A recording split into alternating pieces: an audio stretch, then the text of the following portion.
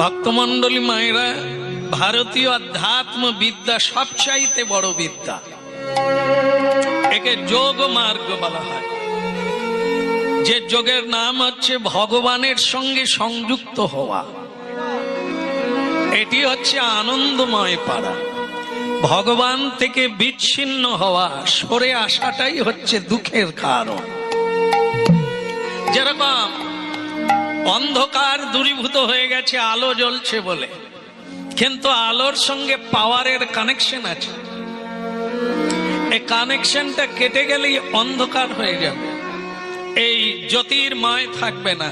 ঠিক সেরকম আমরা তখনই দিন হয়ে যাই, দুঃখী হয়ে যাই, পতিত হয়ে যাই, যখন আমরা ভগবানের থেকে সংযুক্ত না হয়ে বিয়োগ হয়ে যাই।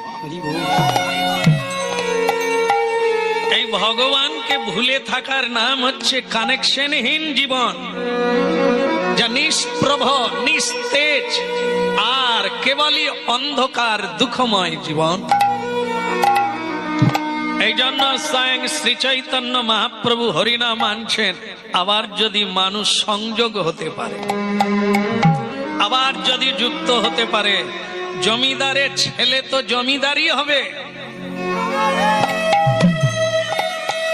রাজার ছেলে তো রাজাই হবে। গরিব কেন হবে? হ্যাঁ, তখনই হবে যখন ছেলে বাবাকে মানবে না, বাবার কথা শুনবে না, ধর্মের পথ ধরে চলবে না, ন্যায়ের পথ ধরবে না, তখনই বাবা তাকে ত্যাজ্যপুত্র করে। সম্পত্তি থেকে তাকে সরিয়ে দেয়, ভালোবাসা থেকে, প্রেম থেকে, পরিচয় থেকে তাকে সরিয়ে দেয়। এ জগতে তারাই সরে গেছে, পতিত, পামর, পাপী, তাপী, অধম, চণ্ডাল ব্যক্তি ভগবান থেকে চ্যুত হয়ে গেছে, সরে গেছে। এই জন্য দিন দুঃখী আর সব চাইতে হীন মান্যতার শিকার হয়েছে। এখন মহাপ্রভু যুগ ধর্ম আবার সংযুক্ত হওয়ার পদ এনেছেন। সেই পদ হচ্ছে কলিকালে হরিনাম। কলিযুগের ধর্ম হয় হরিনাম সংকীর্তন। চারি যুগে চারি ধর্ম, জীবেরই কারণ ভগবান করুণাময়। তিনি সব সময় আমাদের প্রতি করুণা করেন, কি করে আমরা সুখী হতে পারি। কিন্তু আমরা নিজেদের দোষে নিজেরাই দুঃখী হয়ে মরি। ফুটপাতে ছেলেটা, জমিদারের ছেলে, ভিক্ষা চেয়ে খাচ্ছে। একটু চা দিন না, একটু বিস্কিট দিন না, একটু পাউরুটি দিন না, চাইছে, পেটের জ্বালায় ভিক্ষা চাইছে জমিদারের ছেলে। আমাদের তাই, আমরা ভগবানের পুত্র, ভগবান সরৈশ্বর্যপূর্ণ, তিনি অপূর্ণ নন, তার কোনো অভাব নাই, সদানন্দ, প্রেমানন্দময়। আমরা তার ছেলে হয়ে দিন দুঃখী, দরিদ্র আর হাপিত্তেশ করে জীবন কাটাচ্ছি। কিসের জন্য? ভগবানকে মানি না বলে। ভগবৎ স্বরূপ পিতা, বিশ্বের পিতাকে মানি না বলে আজ আমাদের এই দুর্দশা।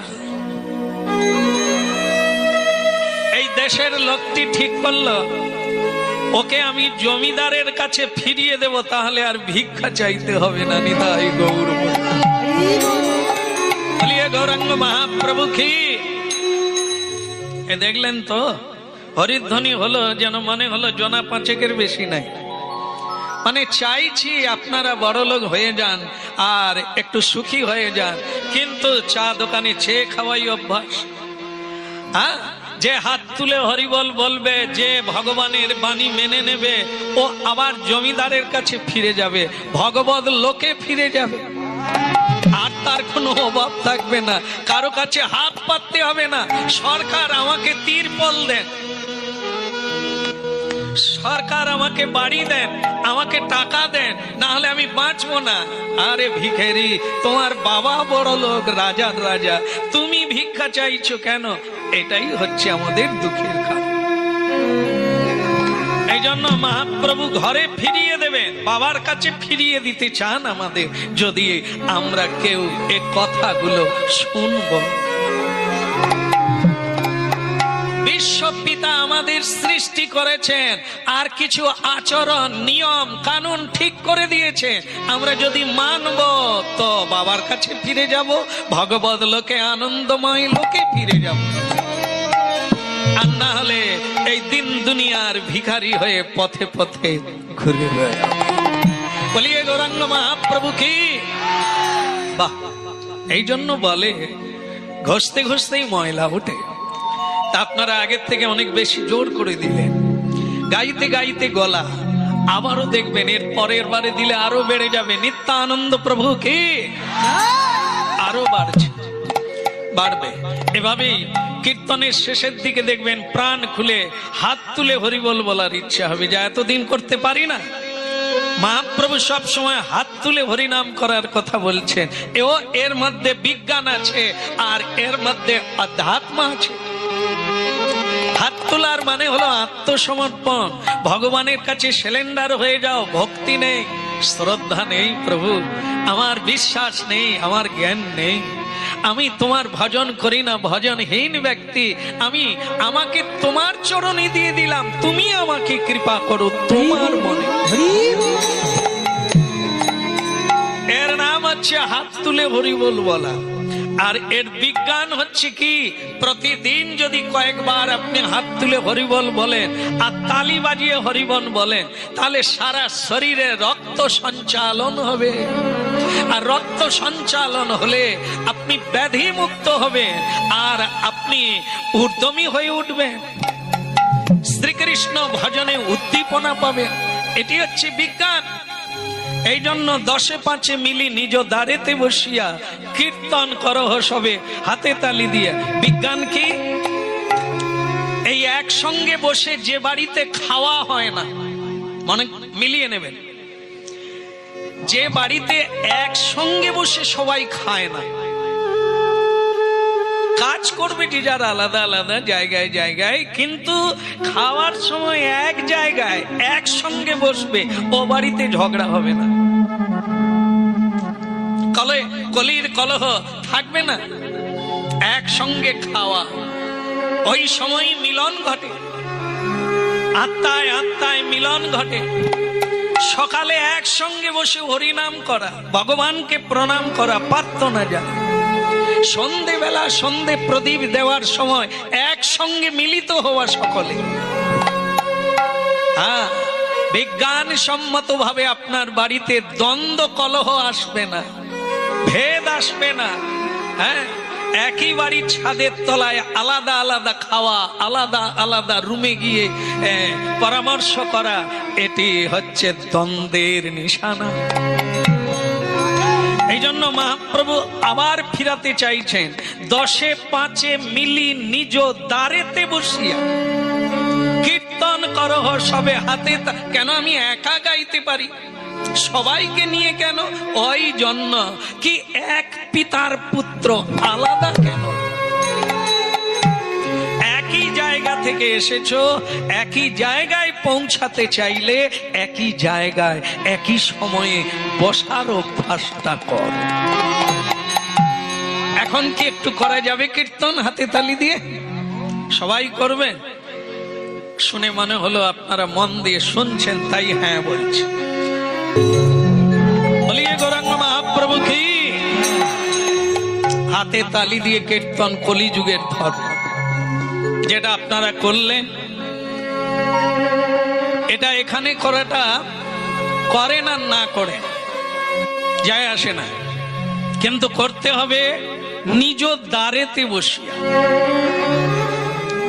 এখানে কীর্তন বাসরগুলো হচ্ছে অনুশীলন কেন্দ্র, যেখানে শিক্ষা নিতে হবে। লীলা পুরুষোত্তম ভগবান শ্রীকৃষ্ণের বাণীগুলি প্রচার হবে, রামায়ণ মহাভারতের উপদেশগুলি প্রচারিত হবে, কলিযুগের ভগবান শ্রী চৈতন্যের বাণীগুলি প্রচার হবে।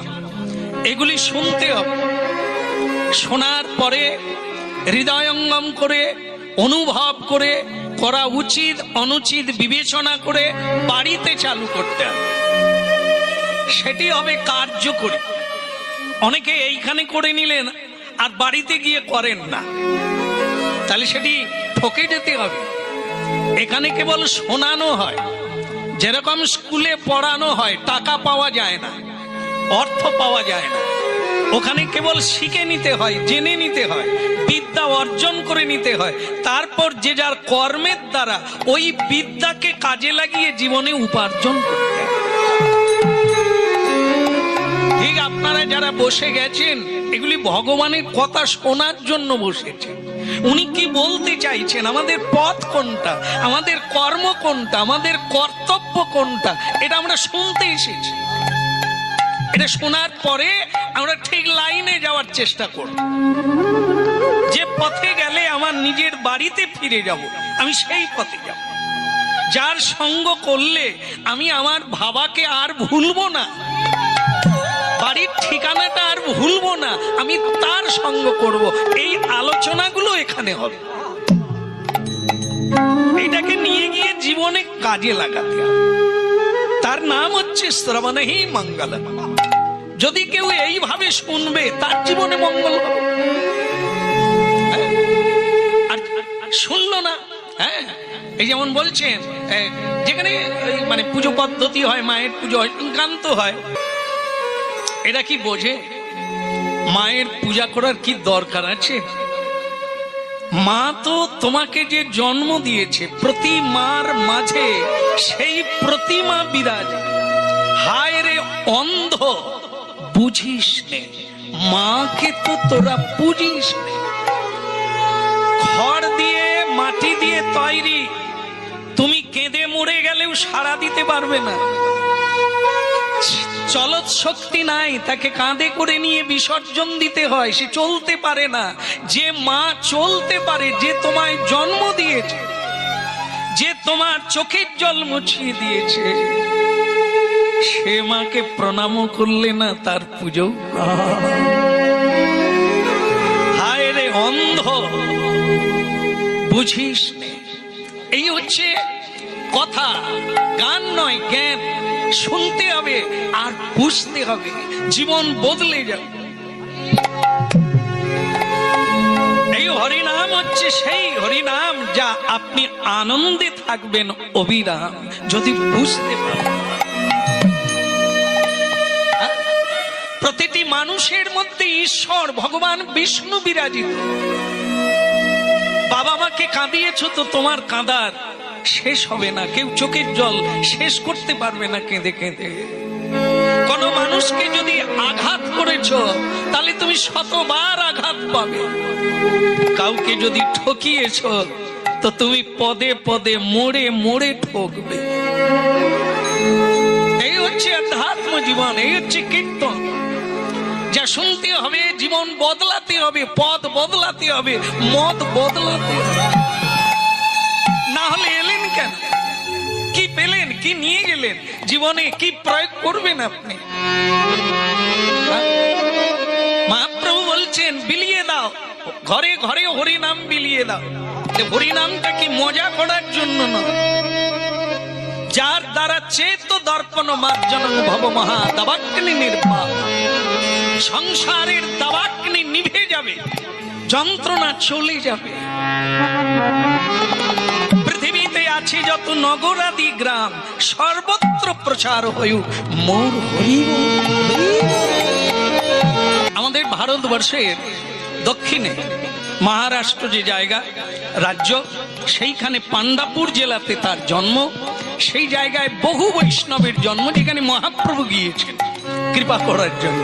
সেই জায়গায় বোপদেব নামে এক ভক্ত হরিনাম গাইছেন। তার ভাঙা বাড়ি ভাঙা, হ্যাঁ, আমাদের মতো এত ডিজাইন, এত তিনতলা চারতলা বাড়ি না, একবার ভাঙা, একতলা খড় দিয়ে পাতা দিয়ে তৈরি।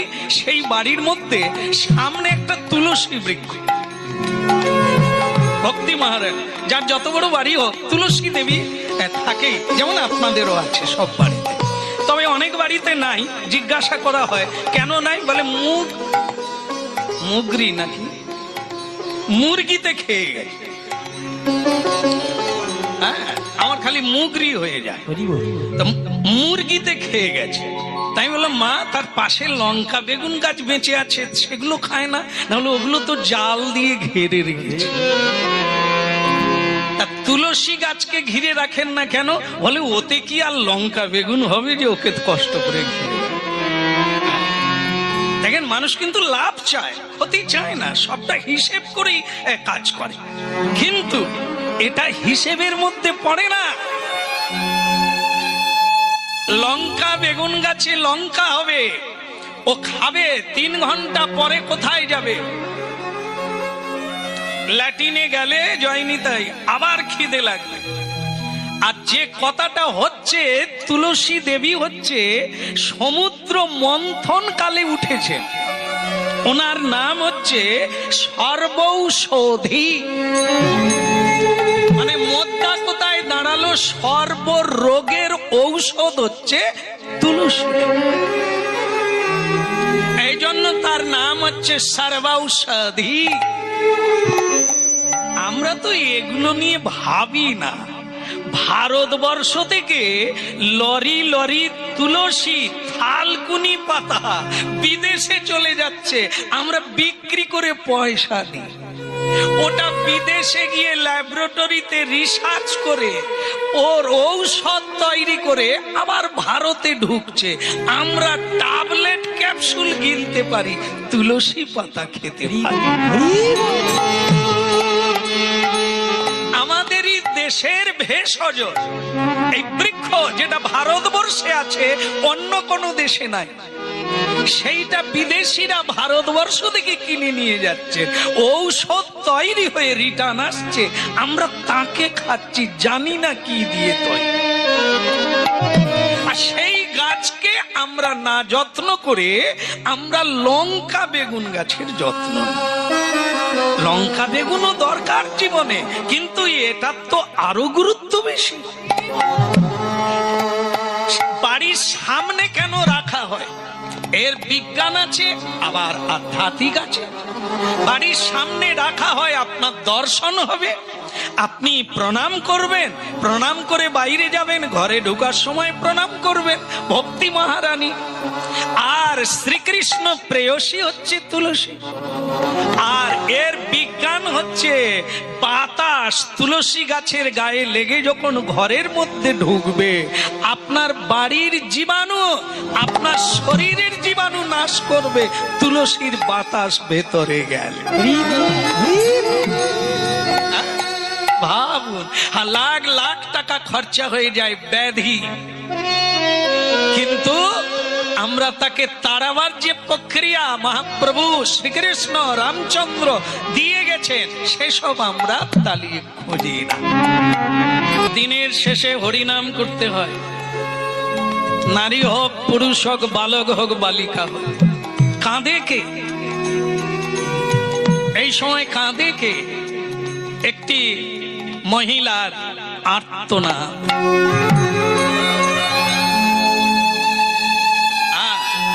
যে সংসারে মায়েদের চোখে জল, ওই সংসারের দুঃখই কেবল সম্বল। যে সংসারে কুলবধূ মায়েরা শান্তি পায় না, ওখানে আর কেউ শান্তি পাবে না। এই কান্না সংসারে, এই কান্না অতীব অমঙ্গল, অতীব দুঃখের কারণ। কে কাঁদে ওখানে? কে? আরে তুমি বেরিয়ে এসো, কি তোমার দুঃখ, কেন তুমি কাঁদছো, কে তোমায় কাঁদালো? মেয়েটা বেরিয়ে এলো, ভক্তমন্ডলী মায়েরা বেরিয়ে আসায় চমকে উঠলো সকল। এ অন্য কেউ নয়, এক চিরপরিচিতি মেয়ে,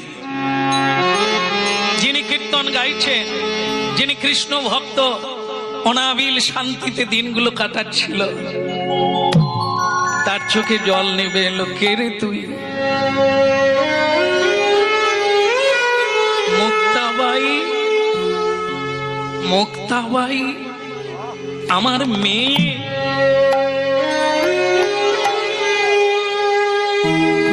ওরে কিছুদিন আগে তোকে ঘটা করে বিয়ে দিলাম,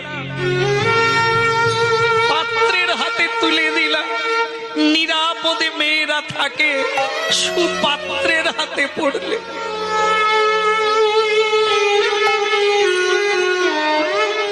সাদা কাপড় পরে ফিরে এলি রে মা, সাদা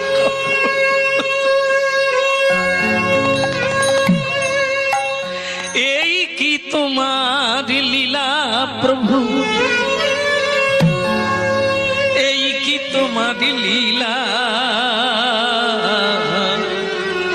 এই কি তোমার খেলা, এই কি তোমার লীলা প্রভু, এই কি তোমার লীলা, এই কি তোমার খেলা, বলো এই কি তোমার লীলা প্রভু, এই কি তোমার লীলা,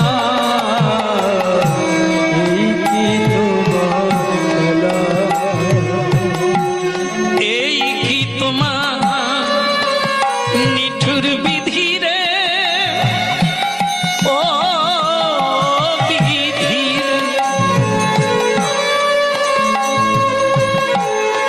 ও নিঠুর বিধি রে, ও বিধি রে, এই কি তোমার খেলা বিধি, এই কি তোমার লীলা, বলো এই কি তোমার লীলা বিধি, এই কি তোমার খেলা, মারে তুই বিধবা হয়ে ফিরে এলি বৈধব্য বেশ, কেন রে, কি ঘটেছিল, রাত্রি ফিরে এলি কেন? সর্পদংশনে আমার স্বামী মারা গেছে। বাড়ির লোকেরা ভাবলেন আমার জন্যই স্বামী মারা গেছে। আমি কাল নাগিনি, আমি কুলটিনি, আমার জন্যই স্বামীর মৃত্যু হয়েছে। তাই আমার চুলের মুঠি ধরে বাড়ির লোকেরা অপায়া বলে আমাকে বাড়ির বাইরে বের করে দিয়েছে।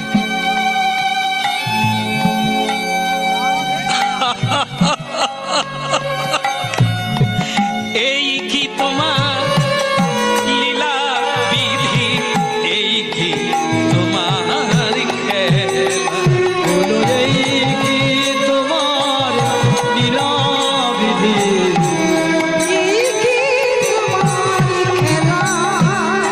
তুমি কারে হাসাও, কারে হাসাও, কারে কাঁদাও, তুমি কারে হাসাও, কারে কাঁদাও। জানে না এখনো মানুষ সব বোকা অজ্ঞান, জানে না, মনে করলো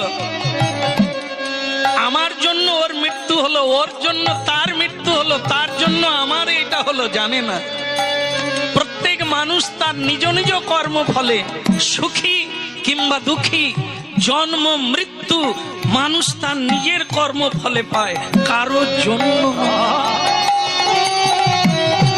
তুমি কারে হাসাও, কারে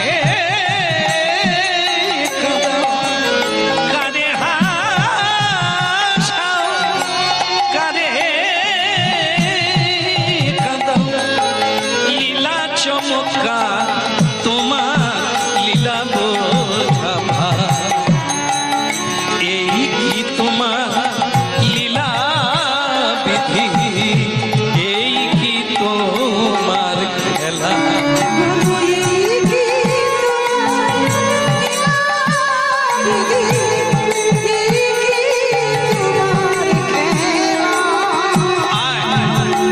আয় মা আয়, কোলে আয়, চোখের জল মোছ।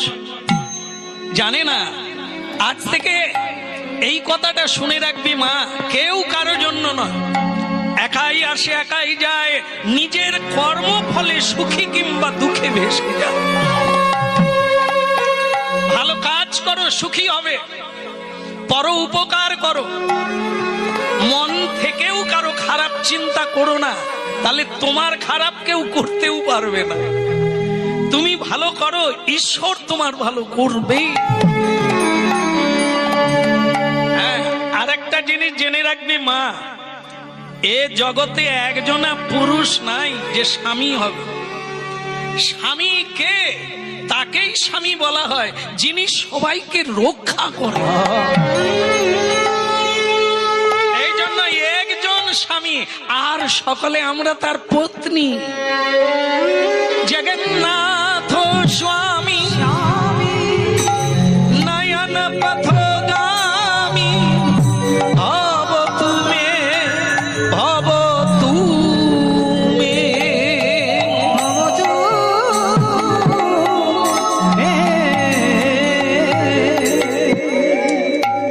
আমার বাবার স্বামী, আমার মায়ের স্বামী জগৎ স্বামী, তাই তার নাম জগন্নাথ স্বামী। তিনি ছিলেন, তিনি আছেন, পরেও তিনি থাকবেন। তিনি জন্ম দেন, তিনি রক্ষা করেন, তিনি প্রলয় ঘটিয়ে দেন। এই জন্য স্বামী তিনি। আমার স্বামীও তার ভজন করে, আর পত্নীও তার ভজন করে, ছেলে মেয়েরাও তার। ভুলে যা, এই জগতে কেউ স্বামী হয় না, কেবল একটা অবলম্বন মাত্র। আর জন্ম মৃত্যু ওটা বিধাতার ইচ্ছা, মানুষের ইচ্ছায় নয়। তো সুতরাং তুই চিন্তা করিস না যে তোর জন্য তোর স্বামী মরে গেল। হ্যাঁ, বরং যখন যা করে বিধাতা তা মঙ্গলের তরেই করে। তোমার জীবনে এই জগতের স্বামী নাই, ছেড়ে দাও। বিধাতার ইচ্ছাকে মেনে নেওয়াই হলো পণ্ডিত ব্যক্তির কাজ। যেমন মনে করুন, হ্যাঁ, হরিনাম গাইতে গাইতে বর্ষা এসে গেল, আপনারা ভগবানকে কি বলবেন? ধন্যবাদ দেবেন না গালাগালি করবেন? গালাগালি করবে, বলে এটা কি হলো? হ্যাঁ, আমরা হরিনাম শুনবো, হ্যাঁ, ফাঁকা মাঠে বসে আছি, হরিনাম শুনবো, তা বৃষ্টিটা দিয়ে দিলেন। ভগবান তোমার চোখ নেই? হ্যাঁ, ভগবান তোমার বিচার নেই? না, ওর মধ্যেও ভগবানের কল্যাণ লুকিয়ে আছে। ভগবান কোনো কিছু অকারণে করেন না, সবকিছু কারণেই করেন, আর প্রয়োজনে করেন।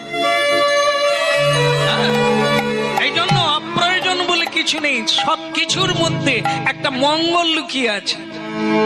এসো, হ্যাঁ, ও চিন্তা করো না। এই সবাই মিলে হরিনাম গাইছি, তার সঙ্গে তুমিও যোগ দিও। রাধে রাধে গোবিন্দ গোবিন্দ রাধে, রাধে রাধে গোবিন্দ গোবিন্দ রাধে, রাধে রাধে গোবিন্দ গোবিন্দ রাধে, রাধে রাধে গোবিন্দ গোবিন্দ রাধে, গোবিন্দ রাধে। তার ইচ্ছায় বিয়োগ। তা একটি পুরুষকে অবলম্বন ছাড়া কি একটি মেয়ে বাঁচতে পারে না? একটি পুরুষ কি নারী ছাড়া বাঁচতে পারে না? জানে না। পুরুষ মনে করে একটি নারী পর সে আনন্দ হয়, একটি নারী মনে করে নারী পুরুষের মিলনে আনন্দ হয়। হ্যাঁ, কথা শুনতে থাকুন, শেষ হতে গেল, আর একটু আছে, বসতে বসতে উঠার সময় হয়ে যাবে। আপনারা গুরুত্বপূর্ণ কথা শুনে নেন। বাবা হয়ে মেয়েকে যে উপদেশ দিচ্ছে, সেই উপদেশটা গীতায় পাবেন, শ্রীমদ্ ভাগবতে পাবেন, সর্বোত্তম উত্তম শাস্ত্রে প্রাপ্ত হবে। উত্তম ব্যক্তিগণ একই কথা বলবে, যেটা জীবনে বাস্তবে মিলিয়ে নেবে। আমরাও যেটা মনে করি, নারী পুরুষের মিলনে আনন্দ হয়, সুখ হয়। অতীব সুন্দর। যদি এই তত্ত্বটা মানিয়া নেওয়া যায়, তাহলে একবার ভেবে দেখুন তো, যার জীবনে স্ত্রী আছে তার এত দুঃখ কেন? বিয়ে করলে যদি সুখী হওয়া যেত, স্ত্রী সঙ্গ করলে যদি সুখী হওয়া যেত, তাহলে স্ত্রী আছে তার দুঃখ কেন? এর হিসাব কোথায় মিলবে? একটি মেয়ে যদি মনে করে স্বামী পেলে জীবনে সর্বসুখ প্রাপ্তি হওয়া যায়, তাহলে তার জীবনে স্বামী থাকলো, তবে তার এত চোখে জল কেন? কথা তো নস্বাদ হয়ে গেল না। নারী পুরুষের মিলনে যে আনন্দ নাই, সেটা আপনারা অনুভব সিদ্ধ। এত ডিভোর্স পেপার কেন? এত ডিভোর্সের মামলা কেন? সব চাইতে পশ্চিম বাংলায় ডিভোর্স পেপার বেশি, মামলা বেশি। কেন? পরিসংখ্যান করে দেখা গেছে এই নারী পুরুষের অজ্ঞানতার কারণ হচ্ছে এটা, অবাধ মিলনের কারণ হচ্ছে এটা। তারা জানে না সুখ দেহে নাই। দেহ একটি নশ্বর দেহ, মাটির তৈরি, ক্ষিতি অবতেজ মরুত বন। যার সার ভত্তা হচ্ছে পোড়ালে ছাই হবে, রেখে দিলে পুজ রক্ত পুজ হবে, পচে দুর্গন্ধ হবে। আমরা একেই আমি মনে করি, আর এর স্পর্শ সুখে আমরা সুখ মনে করি। এই জন্যই ভুল হয়। শুনুন, যেহেতু শুনছেন, ধারণায় রাখতে পারবেন কিনা সেটা ঈশ্বরের ইচ্ছা। রমে রামে মনোরমে। একটি পুরুষ বিবাহ না করে ব্রহ্মানন্দে ডুবে যাবে, অনন্ত সুখের অধিকারী হবে। আধুনিক কালে স্বামী বীর সন্ন্যাসী বিবেকানন্দ আমেরিকার একটি ক্লাবে প্রবচন দিচ্ছিলেন আধ্যাত্ম সম্পর্কে। তখন সেখানকার একটি যুবক বিবেকানন্দজিকে প্রশ্ন করলেন যে, আপনি তো বিয়ে করেন না। আর না করি না, তাহলে আপনি সংসারে নারী পুরুষের এত তত্ত্ব আপনি জানেন কি করে?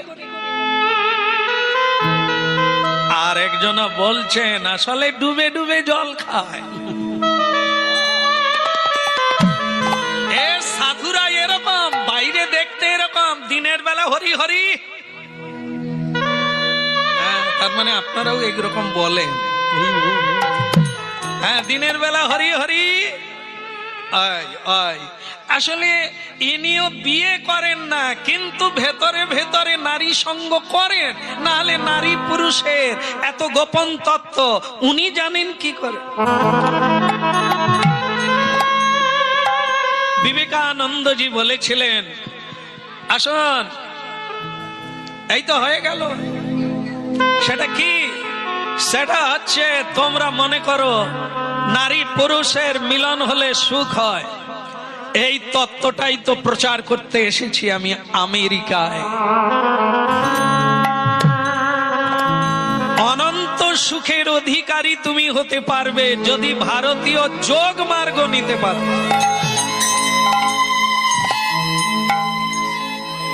সকল সুখের আধার হচ্ছে প্রেমাস্পদ স্বয়ং ভগবান কৃষ্ণ। তিনি আনন্দময়, তিনি ব্রহ্মানন্দময়, তিনি প্রেমানন্দময়।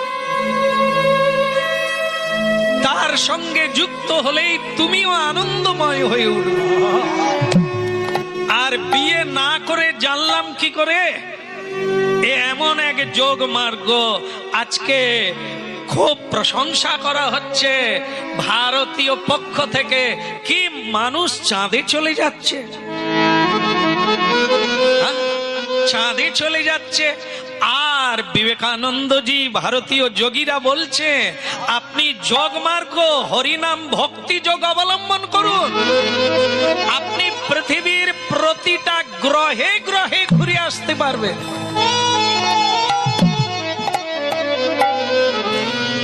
দেহ এখানে পড়ে থাকবে, আপনি অনন্ত ব্রহ্মাণ্ডে ঘুরে চলে আসবেন। এরকম তত্ত্ব আর অগণিত ভক্ত জানে।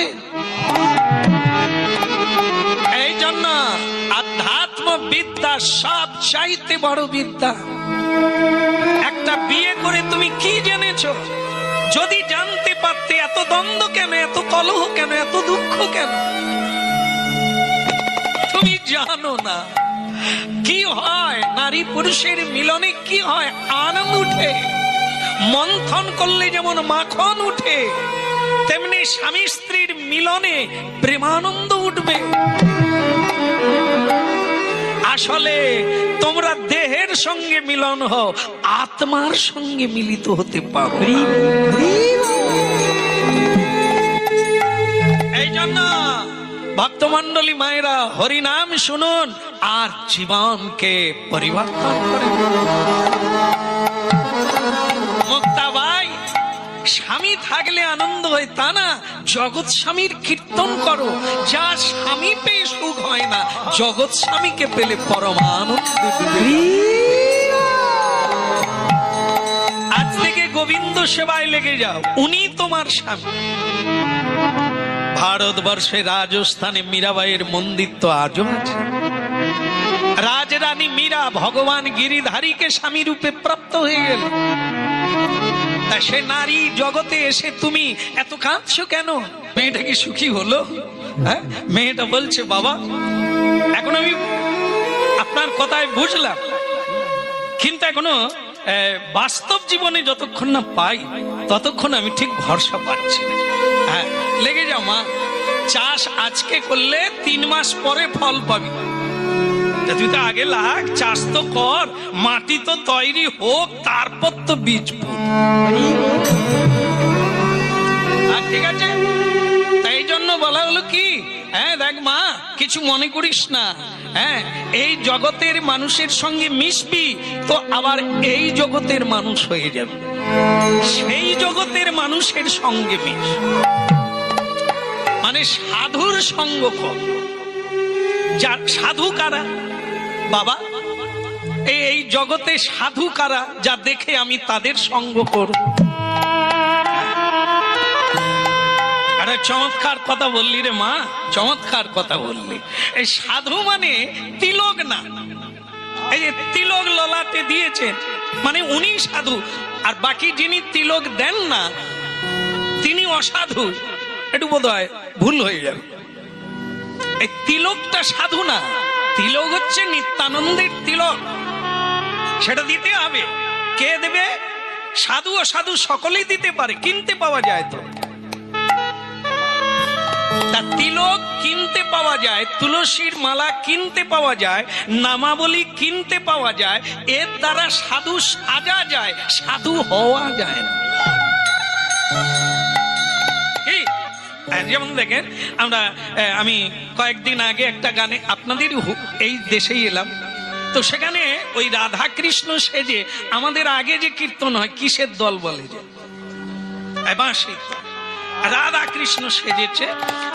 এখন সেজে এইবার ভিক্ষা চাইতে চাইতে আমার বাসায় ঢুকে গেছে। তা আমি প্রণাম করলাম, তো কৃষ্ণ তখন বলছে পয়সা দে। তো মুশকিল হলো, আরে তুমি কে? বললাম কৃষ্ণ। আরে কৃষ্ণ কি বাটি হাতে বেরাবে? কৃষ্ণ ভজনহীন ব্যক্তি, তারাই বাটি হাতে বেরাবে। তুমি স্বয়ং কৃষ্ণ হয়ে ভিক্ষা চাইছো? আমার বাবা তো বললো তাহলে তুই কৃষ্ণ সাজবি, ভিক্ষা পাবি। আরে কৃষ্ণ কোনদিন ভিক্ষা চায়? কৃষ্ণ ভিক্ষা দেয়। ভিখারির অভাব মিটিয়ে দেয়, যন্ত্রণা মিটিয়ে দেয়, দুঃখীর দুঃখ মিটিয়ে দেয়, বিপদকারীর বিপদ ঘুচিয়ে দেয়। পূর্ণমিদাং পূর্ণাৎ পূর্ণমুদচ্যতে পূর্ণস্য পূর্ণমেবা পূর্ণমেবাবশিষ্যতে। তিনি পূর্ণ, আমরা অপূর্ণ, তাই আমাদের ভিক্ষা চাইতে হয়। কিন্তু কৃষ্ণ ভগবান পূর্ণ, তার কোনদিন অভাব নাই, তাকে কোনদিন পরিশ্রম করতে হয় না। পরিশ্রম তিনি করেন যার অভাব আছে। এই জন্য কি ভক্তমন্ডলী মায়েরা, কৃষ্ণ ভিক্ষা চায় না। বৈষ্ণব সাধু সন্ত মানে তিলক না, সাধু মানে হচ্ছে সচ্চিত আনন্দ। দেখেন টাকা পয়সায় লেখা আছে সত্যমেব জয়তে। যে টাকা পয়সা আপনারা ব্যবহার করেন ভারতীয় মুদ্রা, তাতেই লেখা আছে দেখবেন সত্যমেব জয়তে। মহাভারতের কালজয়ী বাণী হচ্ছে যথা ধর্ম তথা জয়। সাধু তিনি যিনি ধর্ম পথে আছে, অধর্ম পথে নাই, যিনি ধর্মের নীতিতে চলে, যিনি পেটের জ্বালায় কোনদিন মিথ্যা ভাষণ প্রয়োগ করে না, যিনি বাক্যের দ্বারাও কাউকে কষ্ট দেন,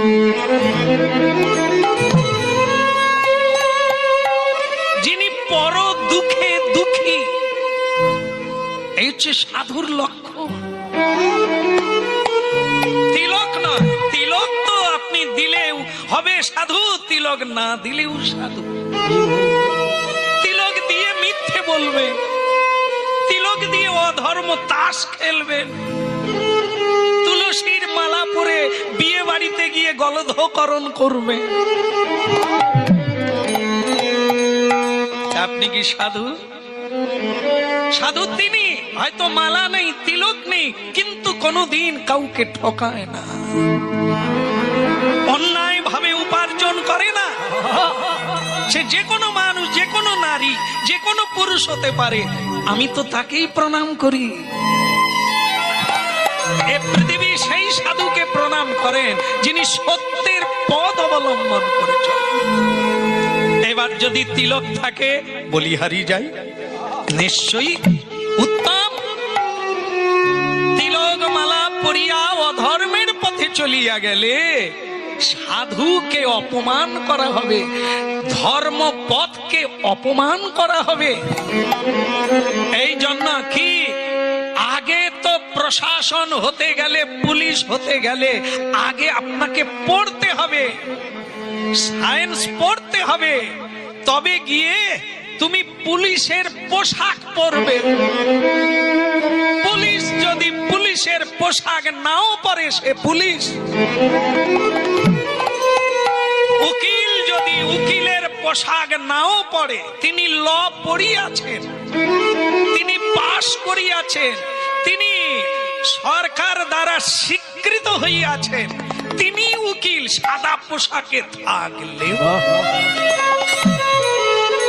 যিনি শ্রীকৃষ্ণ ভজন করেন, বিষ্ণুর চরণার বিন্দে মন প্রাণ সমর্পণ করিয়াছেন, তিনি পোশাক না পরলেও বিষ্ণু ভক্ত। ইহাতে কোন না না বলো না আমারে ভুলিতে তাহারে সুধা মাকা হরিণা।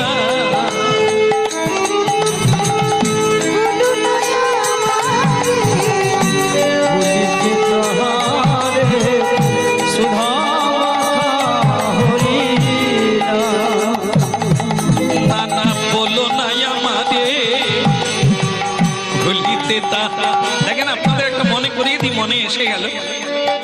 আচ্ছা মা, সীতামাকে কে চুরি করেছিল? কংস না? অনেকে কিন্তু ঘাড় নেড়ে দিয়েছে। আমি যদি বলি দুর্যোধন, তখনও ঘাড় নাড়বে না। রাবণ, রাবণের কটা মাথা? দশানন। আনন মানে বদন, 10টা মাথা। সব লুকিয়ে রেখে সীতামাকে যখন চুরি করতে এসেছিলেন কি বেশ ধারণ করেছিলেন? মায়েরা মায়েরা জানেন সাধুর বেশ, যোগীর বেশ, ভোলানাথ যে যোগী তার বেশটা ধারণ করেছিলেন। তা বলেন তো আসলে কে? আসলে রাক্ষস রাবণ, কিন্তু সাজলো কি? সাধুর বেশ। সে কি সাধু? সেজেছিল, কিন্তু কি চুরি করতে গেল? মেয়ে চুরি করতে গেল।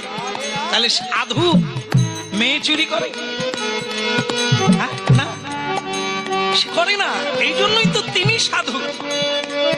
এই জন্য এটার অপেক্ষা রাখে না।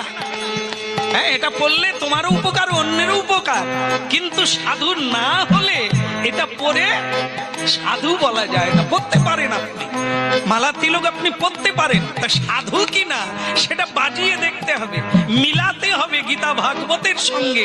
সাধুর লক্ষণ মিলে গেল।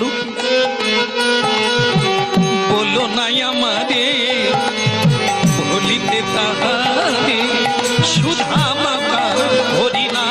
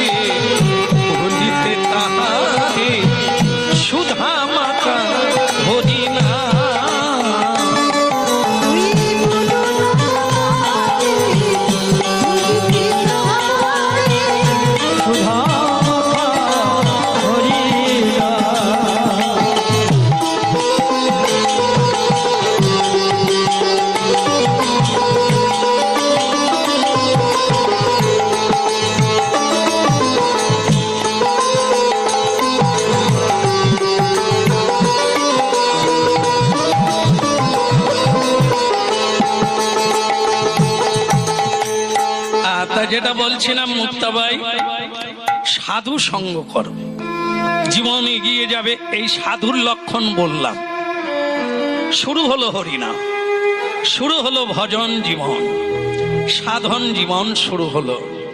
ভক্তমণ্ডলী মায়েরা, গাঁথিয়া মালতীর মালা, মানুষ মাত্রেই মালা গেঁথে রাধা মাধবকে পরাবে, তবে এই দুটো হাত সার্থক হবে।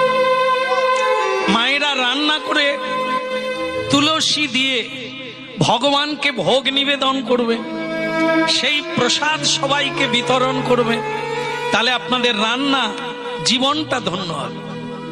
পুরুষ মানুষ রোজগার করে, সেই রোজগারটা যার কৃপাতে হলো, যার শক্তিতে হলো, এটা তার শক্তি।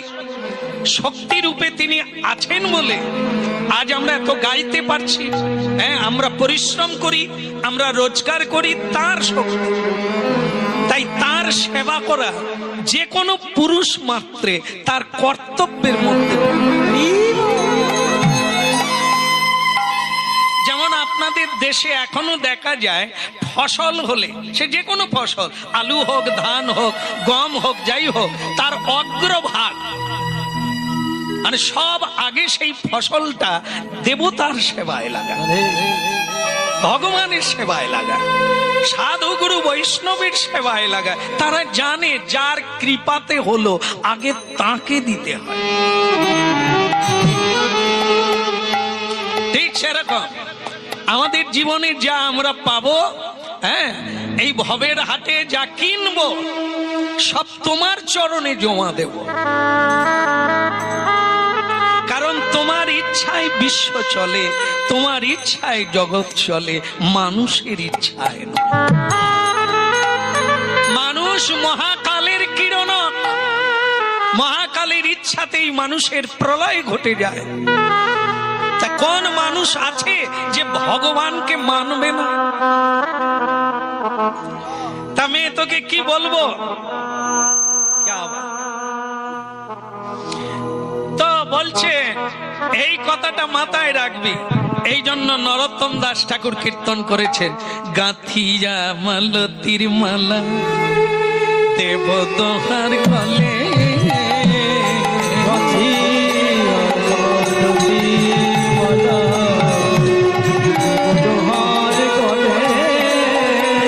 অধরে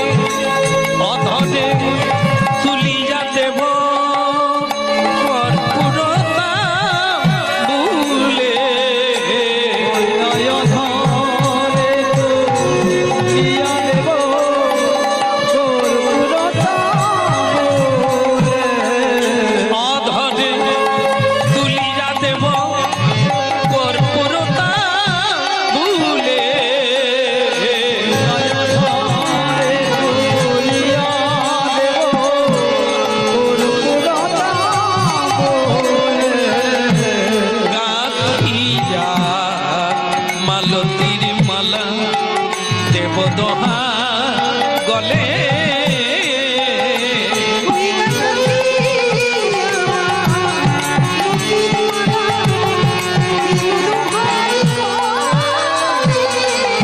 এইবার আমায় কৃপা করো প্রভু, এইবার আমায় কৃপা করো। আমি সব সফল ওই চরণে, এইবার আমায় কৃপা করো।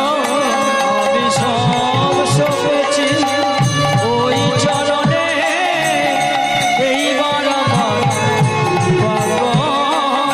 এ বলে আমি তোমার গোলামি বলে, আমি তোমার গোলাম বলে, গোপীনাথ ছেড়ো না আমায় ওই চরণে সবে সখিলা, ছেড়ো না আমায়, সব সপেছি ওই চরণে, গাঁথিয়া মালতীর মালা দেব দোহার গলে,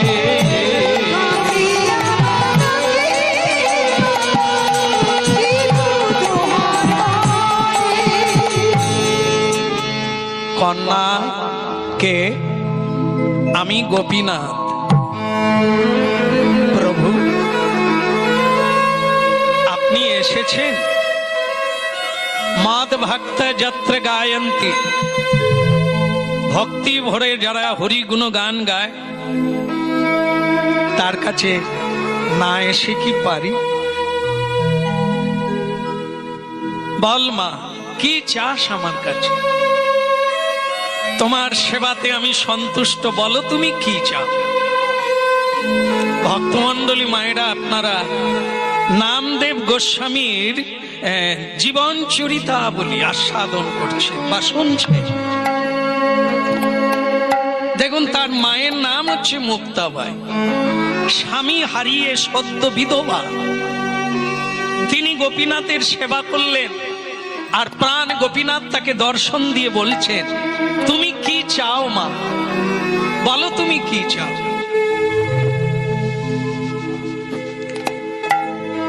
কীর্তনে, তোমার পূজায়, তোমার সেবায় আমি অত্যন্ত খুশি।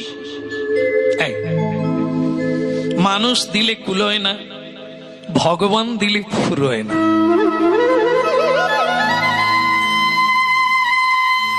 যার জীবনে গুরু বৈষ্ণবের আশীর্বাদ আছে তাকে কোনোদিন ফেলুয়ার করা যাবে না, তাকে কোনোদিন পিছনে ফেলা যাবে না। যার জীবনে ঈশ্বরের হাত আছে ও সর্ববিজয়ী, যা করবে তাই হবে, যা ভাববে তা বাস্তব হবে, কারণ দৈবের বল হচ্ছে সবচাইতে বড় বল। ওই মানুষের মধ্য দিয়ে আপনি এমন কাজ করুন মানুষ আপনার প্রতি প্রসন্ন হয়ে যাবে, তবে আপনি জেনে নেবেন ভগবান প্রসন্ন। প্রিয়তাং পুণ্ডরীকাক্ষাং সর্বযজ্ঞেশ্বর হরি।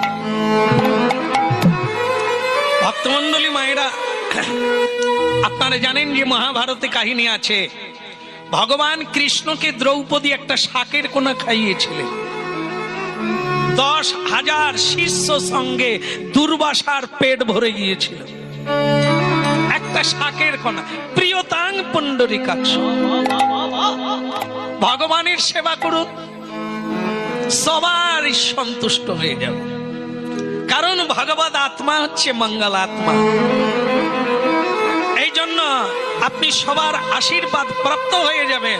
আর আশীর্বাদ যদি না প্রাপ্ত হন, জীবনে অনেক পরিশ্রম করবেন, কিন্তু আপনি শূন্য থেকে যাবেন, কিছুই পাবেন না। না ভালোবাসা পাবেন, না মর্যাদা পাবেন, না সম্মান পাবেন, না সবার উপরে উঠে মুক্তি প্রাপ্ত হবে। এই জন্য মা, মাথায় রাখবি মা, পুজো কর গোবিন্দের, তার কৃপা হলে তোর জীবন কানায় কানায় ভরে যাবে। আজকে সেটাই হলো। স্বয়ং গোপীনাথ এসে গেলে, এসে বলছেন মুক্তাবাই কি চাও তুমি? ভক্তমন্ডলী মায়েরা এইখানটা একটু মুক্তাবাই একটু ভুল করে বসলো। কি ভুল করলো? ও বলে ফেললো, প্রভু জীবনে আমি সব পেলাম, সব হারালাম, এখন আমার একটাই বাসনা। কি? কেন কেউ আমাদের মা বলে না, কাঁদি নয়ন জলে। কেউ আমারে মা বলে কাঁদি নয়ন জলে। কেউ আমাকে মা বলে না, কাঁদি নয়ন জলে। কেন কেউ আমারে মা বলে না, কাঁদি নয়ন জলে। সারাটি জীবন কেঁদে কেঁদে, সারাটি জীবন কেঁদে কেঁদে ভেসে গেলাম আমি। কেউ আমাকে মা বলে না, হাসি নয় জলে। কেন কেউ আমারে মা বলে না, হাসি নয়ন জলে। ভক্তমন্ডলী মায়েরা, কীর্তন শুনতে শুনতে আপনারা কি মিলাতে যাচ্ছেন না যে তাহলে মা ডাক, বাবা ডাক, এ কি ভালো না? খারাপ তো বলা হয় না, কিন্তু আপনি কি ভালো আছেন? অনেক দেবতার পায়ে প্রণাম করে একটি ছেলে পেলেন, আপনি তো সুখী হবেন, কাঁদছেন কেন? রাস্তায় রাস্তায় ভিক্ষা চাইছেন, একটু থাকার জায়গা পান না, আপনাকে বৃদ্ধাবাসে রেখে আসছে, আপনি কি সুখী হয়েছে? কেউ আমাদের মা বলে না, কাঁদি নয়ন জলে। কেউ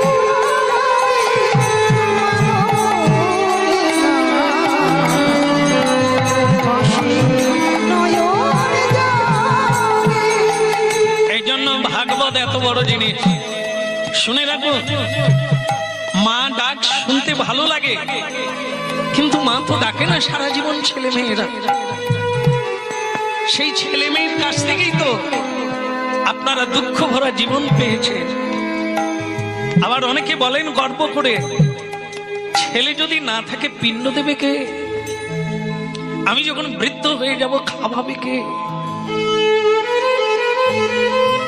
শুনে নেন হরিনা, ত্যাগ করার কথা না, মিলাবার কথা। যারা ভেবেছিল ছেলে না হলে বৃদ্ধ বয়সে আমাকে খাওয়াবে কে, আজ তো ছেলে পেয়েছেন, আপনি খেতে পাচ্ছেন। পিণ্ড দেবার কথা বলছেন, বেঁচে থেকে এক মুঠো পিণ্ড পান না, মরে গেলে পিণ্ড নেবে। যে ছেলে গলা পর্যন্ত সুরা পান করে, রোজগারের জন্য মিথ্যে কথা বলে, লোককে ঠকায়, সে সাধ্য করবে আর বাবা মা মুক্তি হয়ে যাবে, তাহলে তো সাধন ভজনের কোনো দরকার ছিল না।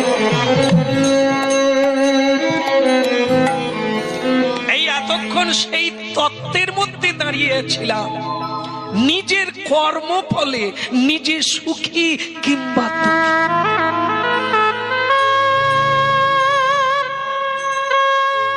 দেখে প্রতিদিন হরিনাম গাইছি, হাজার হাজার মানুষ কাঁদছে, হাজার হাজার মানুষ জড়িয়ে ধরছে, দূর দূরান্ত থেকে ছুটে আসছে একটু চোখের দেখা দেখবে বলে।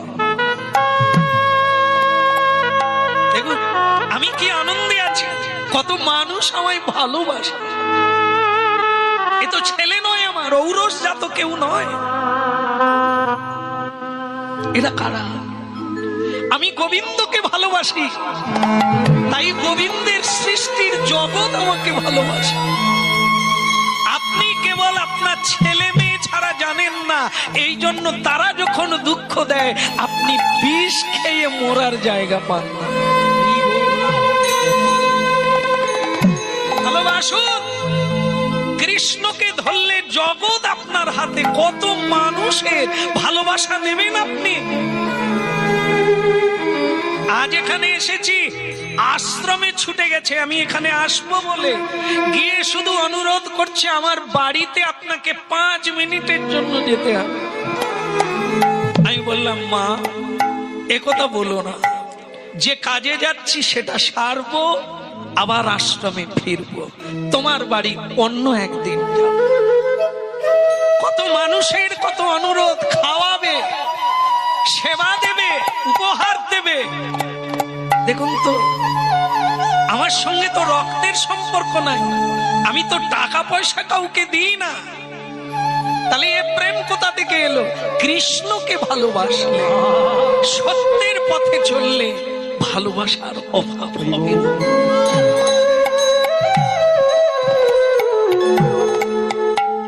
আমি অসুস্থ হয়ে গেলে কত মানুষ ভগবানকে প্রার্থনা করে, ভগবানের কাছে উনি সুস্থ থাক, উনি যেন সুস্থ থাকে, আমাদের আয়ুকাল নিয়ে সুস্থ থাকে। ভাবুন আপনার ঔরস জাত সন্তান বলবে না, বলে না, ঔরস জাত কন্যা বলে না, তারা বলে বাবা মরে গেলে সম্পত্তির ভাগ চাই।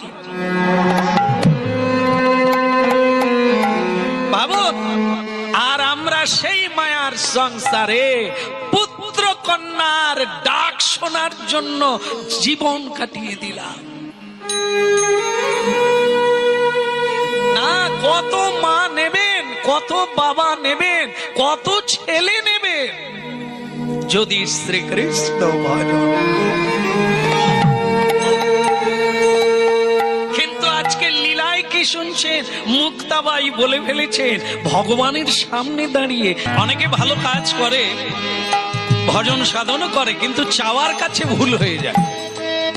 এই আজকে এখানে বহু ভক্তের সমাগম, হ্যাঁ আপনারা সকলেই অনুভব সিদ্ধ যে আপনারা অনেক ভালো কাজ করেন, জীবনে করেন, জানতে অজান্তে করেন, করেন না এটা হতে পারে, করেন, কিন্তু তার ফলটা অকারণে চলে যায়। কিভাবে? চাওয়ার ভুলে। যেমন এই মুহূর্তে আপনারা হরিনাম শুনছেন, মনটা খুব সুন্দর হয়ে আছে, যাওয়ার বেলা একটা প্রণাম করতে হয়, এসে একটা প্রণাম করে বসে যেতে হয়, আবার যাওয়ার বেলা প্রণাম করে চলে যেতে হয়। কিন্তু যাওয়ার বেলা কি চাইবেন? এই যে এখানে এতক্ষণ হরিনাম শুনলেন, তা কি চাইবেন যাওয়ার বেলা? কোনটা চাইবেন প্রভুর কাছে? এইখানেই আপনার সুখ কিংবা দুঃখ অপেক্ষা করছে। আপনি যদি বলেন যে বাবা হরি, বাবা কৃষ্ণ, এই হরিনাম শুনতে এলাম, আমার নাতিটা বড্ড কষ্ট হচ্ছে, তার কাশি সর্দি, তা তুমি তার সর্দিটা ভালো করে দাও। ভগবান বলে বুড়িমা, তোমার কফ কাশি সারালে না, নাতির কফ কাশি। ঠিক আছে, তোমার হরিনাম শোনার ফল নাতির কপটা আমি একটু তরল করে দিলাম, তবে সারা জীবন যে কপ কাশি আর হবে না এরকম। শুধু আজকেরটা গলায় আটকে আছে, আমি ওইটা সরিয়ে দিলাম, ব্যাস আপনার হরিনাম শোনার ফল একদিনের কপ কাশিটা সরিয়ে দিল, ব্যাস চলে গেল। এবার যাওয়ার সময় আপনি কি পাবেন? খালি ব্যাগ। এক ভক্ত বাজার করে বাড়ি ফিরছে, 2 হাতে ব্যাগ।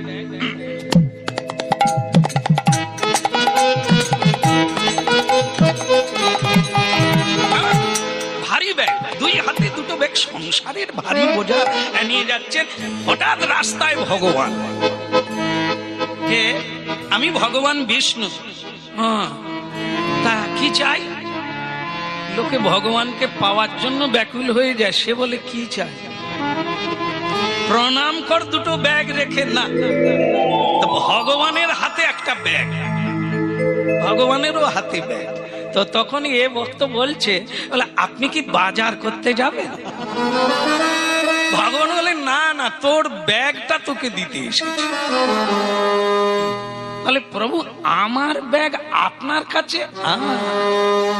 অনেকদিন ধরে রেখেছিলাম, এবার তোর হয়ে গেছে সময়, তাই তোকে দিতে এলাম, তুই নে বাপ ব্যাগটা ধর। বলে প্রভু তাহলে ব্যাগে আছে কি? ওই তার মানে আমার জন্য আপনি টাকা পয়সা এনেছেন? না না। ও তাহলে আমার শরীর খারাপ, আপনি আপেল কলা ফল টল এনেছেন নাকি? না না। তাহলে আপনি কি নিয়ে আসলেন? তুই দেখ না।